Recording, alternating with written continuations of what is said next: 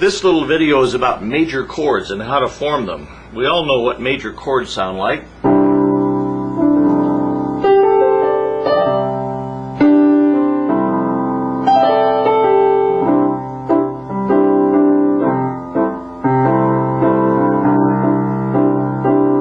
So we're going to learn the simplest of simple chords. We're going to learn all 12 major chords. Now, chords are built on scales. Scales, as you know, are a ladder of notes that run from one root, such as C, up to another root, an octave higher. The word octave comes from the Latin octavo, octopus, 8. And so we have this ladder that has 8 rungs in it, starting on the root, 2nd, 3rd, 4th, 5th, 6th, 7th, and 8th. That's a scale starting on C and going to C. Now, I won't get into the formula for a major scale, except to say that the formula is whole step, half step, whole step, whole step, and half step. Now that's easy when you look at the C scale because it's all white keys, but if you move to B, you can't go up a half step, you have to go up a whole step for the second note of the scale, then another whole step, then a half step, whole step, and half step. We'll save that for another day, but that's the formula for a major scale. Whole step, half step, whole step, and half step. Now, major chords are made out of the root, 3rd, and 5th of a major scale. That's why you have to know a major scale. If you don't know what the major scale is, you won't ever know what the major chord is. Again, it's easy to see on C, but you might assume that that's the B major chord because it starts on B. Not so.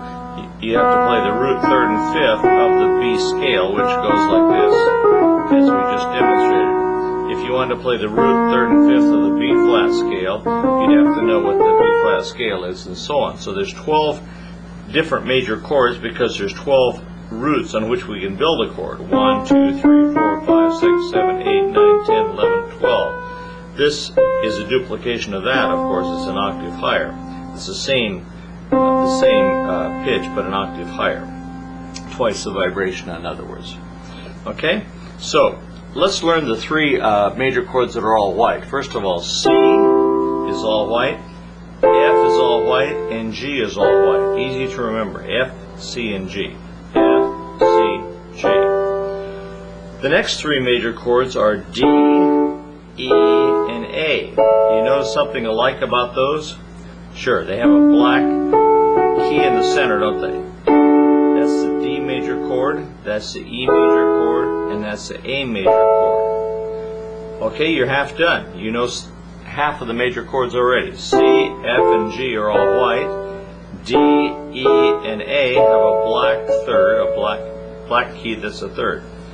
The next 3 are D flat, E flat, and A flat. D flat, of course, is a black key, and I'm playing the 3rd and 5th of the D flat scale.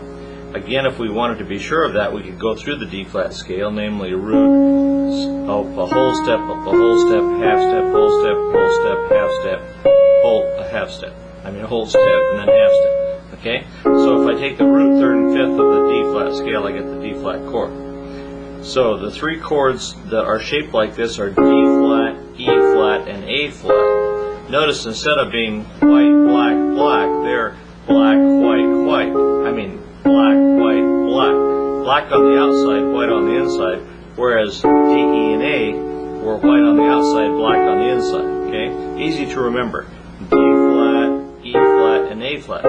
And notice they have the same names as D, E, and A.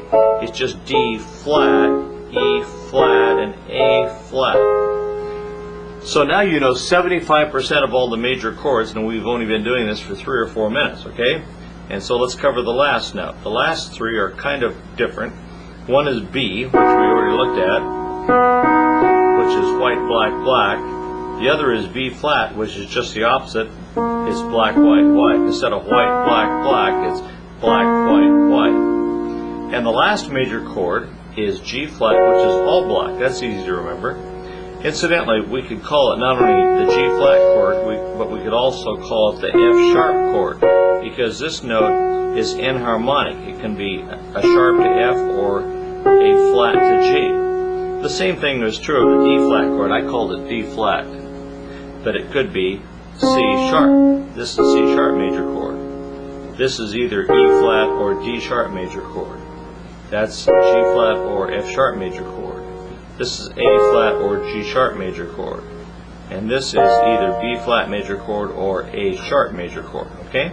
So there you have it, the 12 major chords. 3 are all white. What are they? C, F, and G. 3 are black keys, G, E, and A. I mean black keys in the center is a third, D, E, and A. 3 have black on the outside, white on the inside like Oreo cookies, D flat, E flat, and A flat. Then there's B, which is white, black, black, B flat, which is black, white, white. And then the G flat chord, which is G flat, B flat, and D flat. And that's it. You now know all 12 major chords. And of course these could be played not only here, but all over the keyboard. If my camera went high enough, you could see them there. I could play them with my left hand, couldn't I? There or there. And this is the subject of another lesson, but I could turn them upside down, couldn't I? I could take that C chord and stand it on its head, and then stand it on its head again, then stand it on its head again. Just like if I turned you upside down, you'd be the same person, you'd just be upside down. Those are called inversions. I can also break these chords up. I don't have to play them as a block. I can play